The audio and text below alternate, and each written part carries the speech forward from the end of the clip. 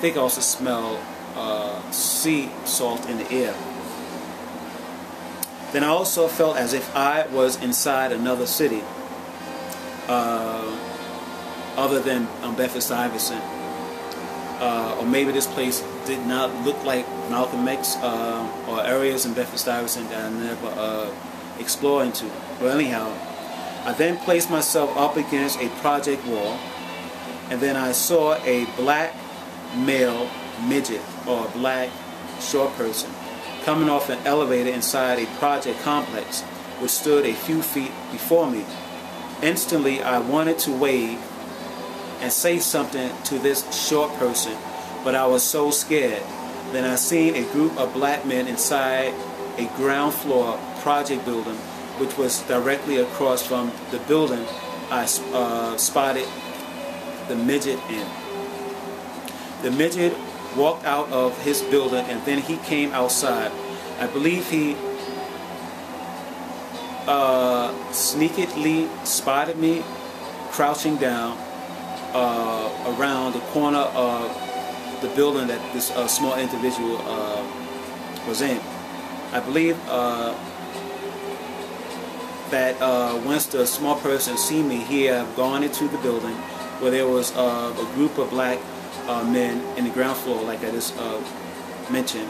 And I believe in this dream that the small person was informing the gangs of black individuals in the lobby of this project complex that I was around the building, hiding, crouching down somewhere.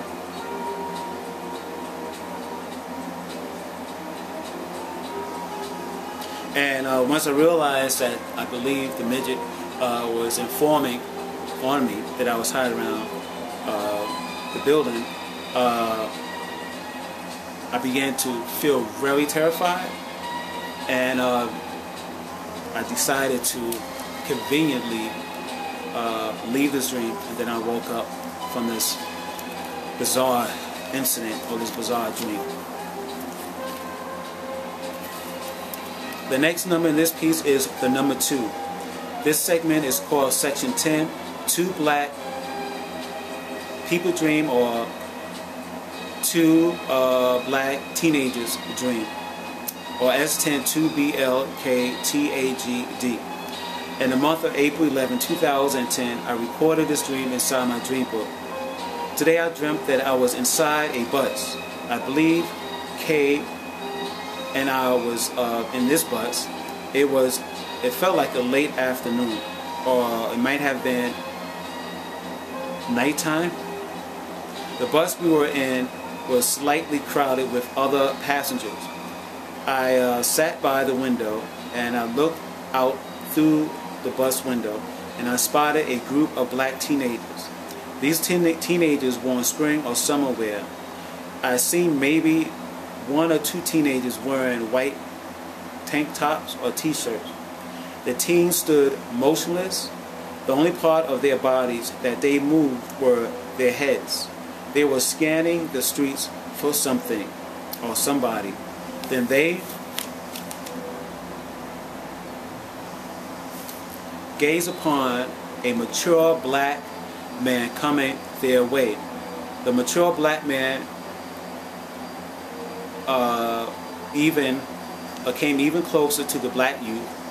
Now the man was in the midst of the teenagers.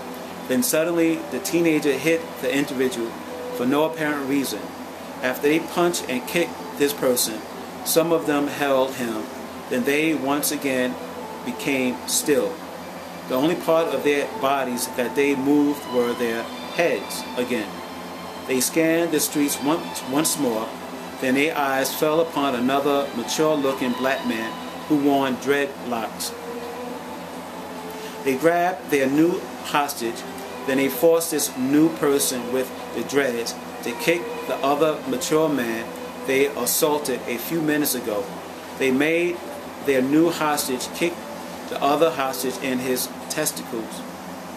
Then the bus that I was still in suddenly picked up speed, and then I thought to myself, K, which is Karen, better stay in this bus with me, and the next exit and exit the bus with the next bus stop. And the bus continued to swiftly ride down the street from this area. Then I woke up from this dream.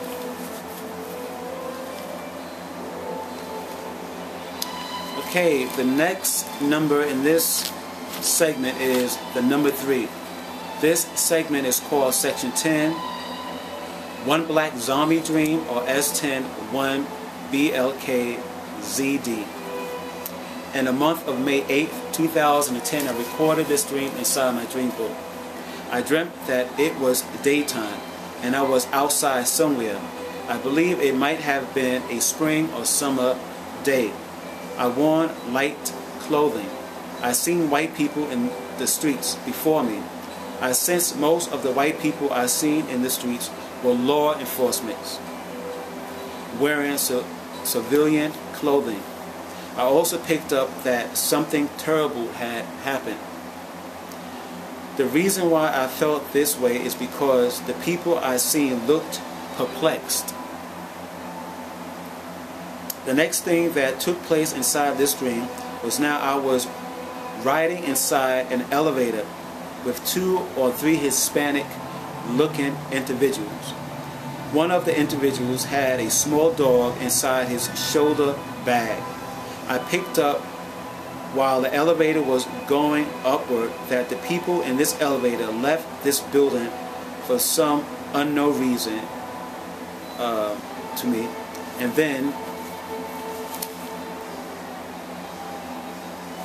they had probably decided to return back into the building where most of the building residents have left this complex.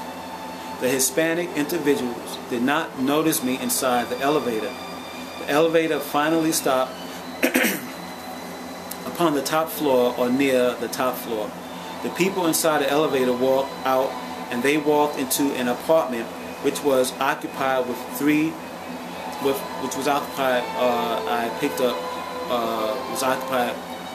with their relatives. I seen 3 Hispanic women sitting in a couch. The women on the couch greeted the men who walked into the apartment. Then I seen one of the girls walking away from the other 2 women. Next, I found myself upon the roof of this building. I spotted a man throwing a dish-like plate at another person upon a roof of a tall structure which was probably across the street of this building I was still in. The person on the other roof was dodging the disc-like object. Then that individual who was dodging the disc-like object, who thrown his disc-like object at the person upon the roof of the building the Hispanic person was still in. More or less, they was the person on the roof, that the roof of the building that I was in, was throwing some type of dish-like plate at the other person, which was on top of another roof.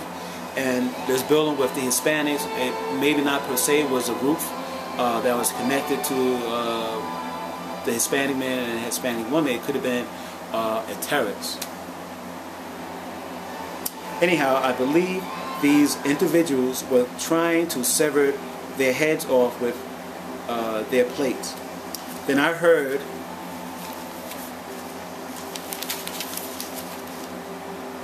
one of the Hispanic men yell out, "I've gone back into the apartment." Then I heard one of the men say, "They had cut our sister in half." Then I noticed the other 2 girls who were on the couch bowing their heads in disbelief. The very last thing I seen inside this dream were some of the law enforcement agents who I seen earlier in this dream were now standing in and around a tractor trailer. Some was in the tractor trailer and some was standing around the tractor trailer, which I believe had food in it, the tractor trailer. I seen a woman officer in plain clothes. She was inside the trailer and she was squeezing canned goods out of a long white plastic tube. Then the men around her said to her, "Hurry up before they become overwhelmed or overrun by mobs of people." I looked around to see where I was exactly located. Then I noticed that there were projects building all around me. Then I seen white men in black masks and black uniform holding black rifles or machine guns in their hands. I believe they were armed so they could protect the people in the truck and around the trailer while they were dropping supplies out of the truck. And while the lady was still squeezing things out of an elongated bag, I began to see black men and black women quickly exiting out of their project buildings. The black men I seen were holding their arms extended forward, extended outward like zombies, and their eyes were bulging out of their heads.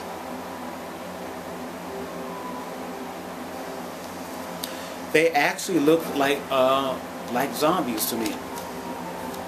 The men with the guns were caught off guard by the vast number of black people that seemingly appeared from nowhere.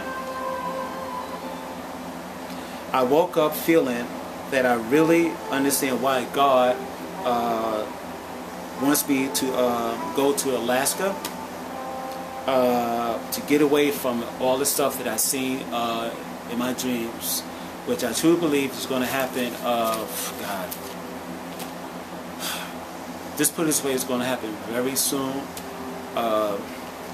This is 2011. Today is May 6, Friday, May 6, 2011, and I believe a lot of things are going to stop happening pretty soon. Pretty soon in 2011. The next number in this piece is the number 4. This piece is called Section 10, 1 Brooklyn Clock Tower Dream, or S10 1B RKCTD.